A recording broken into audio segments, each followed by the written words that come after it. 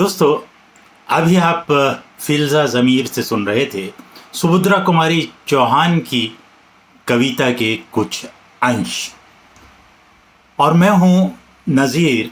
आप देख रहे हैं हमारा कार्यक्रम महापुरुषों की बात नज़ीर के साथ।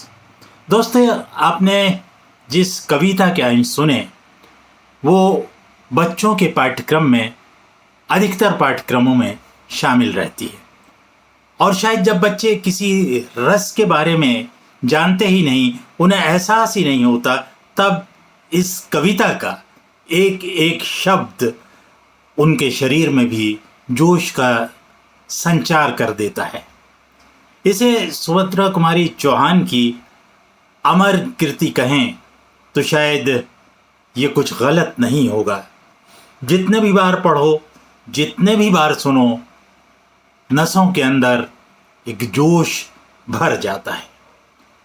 कार्यक्रम को आगे बढ़ाने से पहले हम सुभद्रा कुमारी चौहान को अपनी श्रद्धांजलि अर्पित करते हैं। जो लोग हमारे साथ पहले से जुड़े हुए हैं उन्हें मालूम है, किंतु नए साथियों को हम ये बता देना ज़रूरी समझते हैं कि हम अपने इस कार्यक्रम में पेश करते हैं स्वतंत्रता आंदोलन के उन नायक नायिकाओं की संक्षिप्त जीवनी, जिन्होंने अपने साहस, अपने बलिदान, अपनी शहादत से हिंदुस्तान की आज़ादी की किताब में एक न एक अध्याय जोड़ा और अंग्रेज़ों की क्रूरता, बर्बरता का डटकर मुकाबला किया। अपने पिछले एपिसोड्स में हम भगत सिंह, पंडित जवाहरलाल नेहरू, भारत रत्न भीमराव अंबेडकर, नाना साहेब पेशवा, तात्या टोपे, बहादुर शाह जफर, कुंवर सिंह, मंगल पांडे, बेगम हजरत महल और राम प्रसाद बिस्मिल की जीवनियाँ और उनके जीवन से जुड़ी कुछ रोचक घटनाएं आपसे साझा कर चुके हैं, जिन्हें आप हमारे चैनल नज़ीर कुरैशी पर देख सकते हैं। अगर आप चाहते हैं कि आपको अपडेट्स मिलते रहें तो आप हमारे चैनल को तुरंत सब्सक्राइब करें।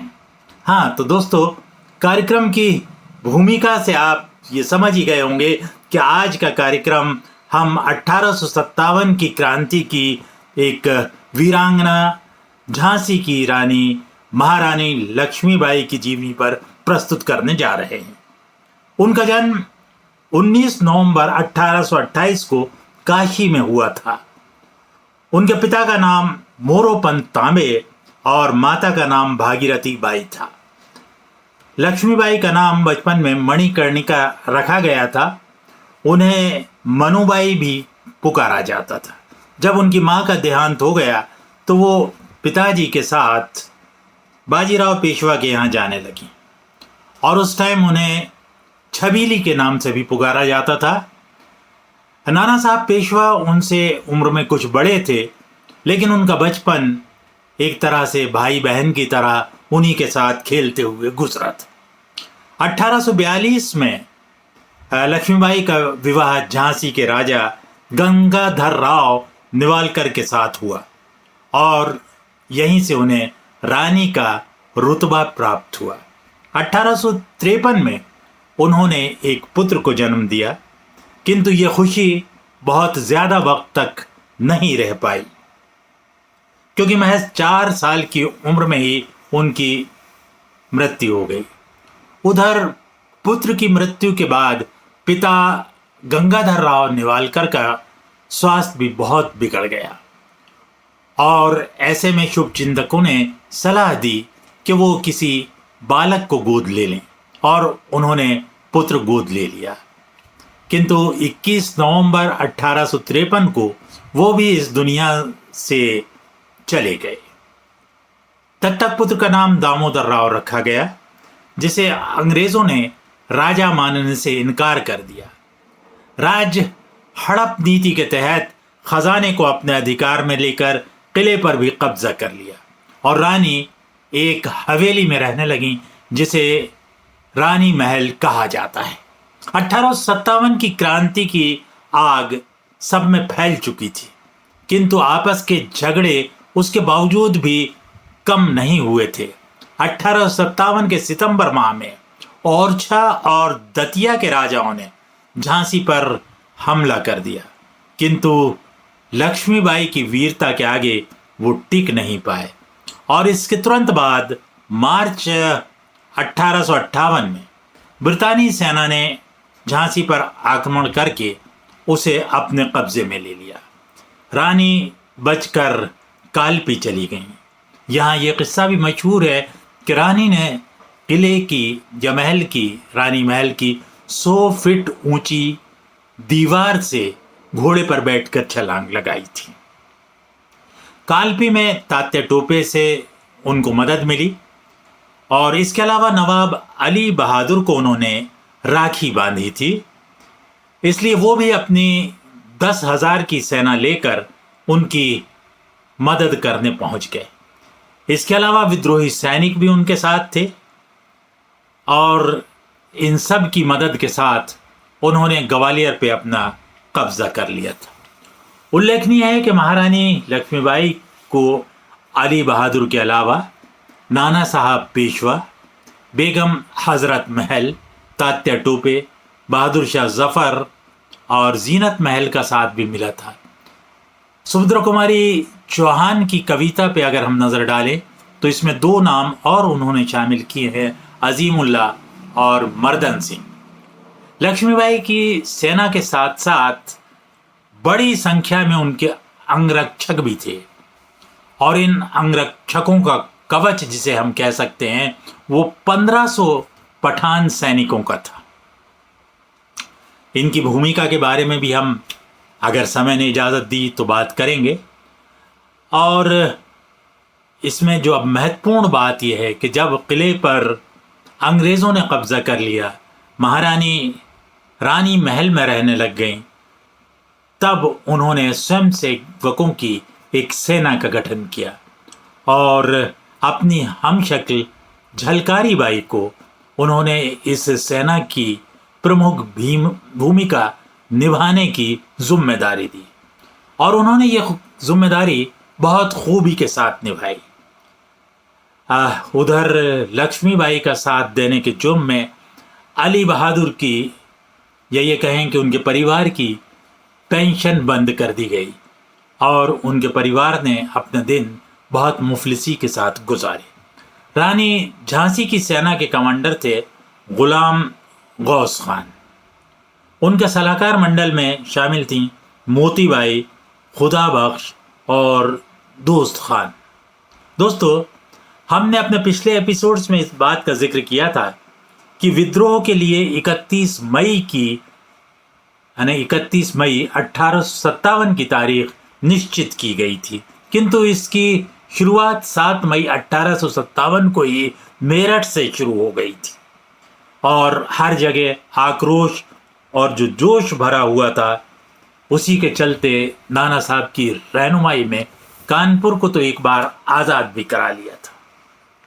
दरअसल मेरठ के विद्रोहियों के डर से भागे हुए अंग्रेज झांसी रानी की शरण में आ गए।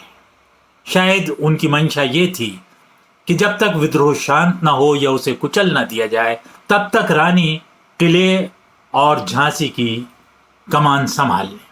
रानी ने वो जिम्मेदारी निभाने की कोशिश भी की, किंतु किसी नेतृत्वकारी विद्रोही ने अंग्रेजों के मारने का हुक्म दे दिया और 61 अंग्रेज किले के अंदर मार दिए गए। यहाँ से अंग्रेजों में खूंखारी का संचार और अधिक हो गया। रानी ने अंग्रेजों से अपनी स्थिति स्पष्ट करने की कोशिश भी की कि मेरा अंग्रेजों की हत्या से कोई लेना देना नहीं है, किंतु अंग्रेज उन्हें शक की दृष्टि से ही देखते रहे, जबकि रानी विद्रोहियों से भी दूरी बनाए हुए थी। दरअसल उन्हें अपनी जान, अपनी इज्जत और झांसी की बहुत चिंता थी। दोस्तों, महारानी लक्ष्मीबाई की जीवनी को इतने कम समय में समेट लेना थोड़ा कठिन है। इस कारण हम कुछ रोचक और बहादुरी के किस्से अपने इस कार्यक्रम में शामिल करते हैं और उन्हीं पे चर्चा करते हैं। उनमें से एक उनकी बहादुरी का किस्सा है कि वो मैदान जंग में घोड़े पर बैठी, अपने बेटे को पीठ से बांधा, दोनों हाथों में तलवार ली और घोड़े की लगाम मुंह में दबाकर युद्ध किया। इससे उनकी बहादुरी का अंदाजा लगाया जा सकता है। उन्हें उम्मीद थी कि अंग्रेजों के खिलाफ विद्रोह में या युद्ध में इंदौर के राजा होलकर और ग्वालियर के राजा सिंधिया भी साथ देंगे, किंतु ऐसा नहीं हुआ।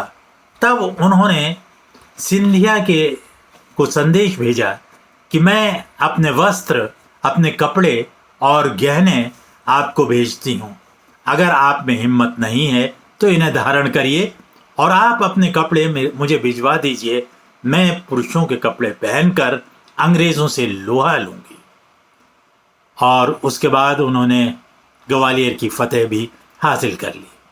उसके पहले की एक घटना जो बहुत महत्वपूर्ण है, जिसका संदर्भ वीर सावरकर की किताब में है।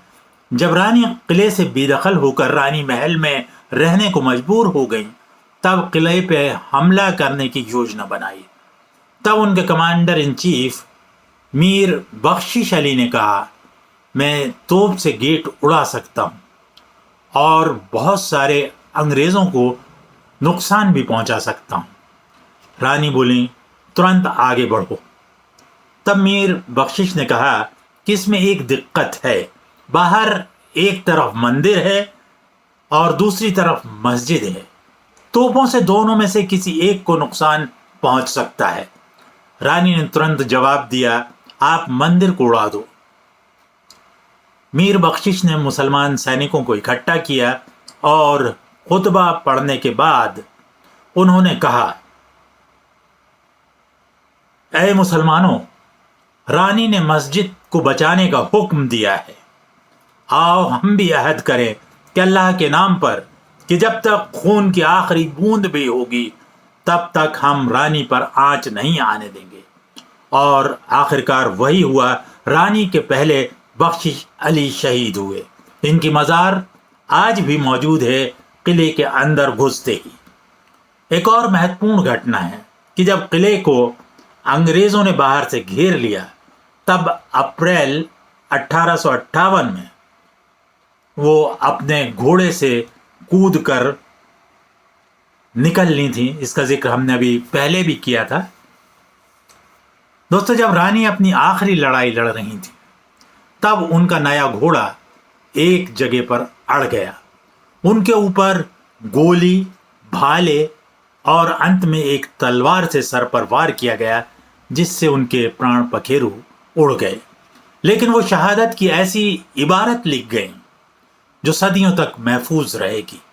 मरने के पहले पुजारी और अंगरक्षक उन्हें मंदिर में ले आए, जहां उनकी अंत्येष्टि की गई।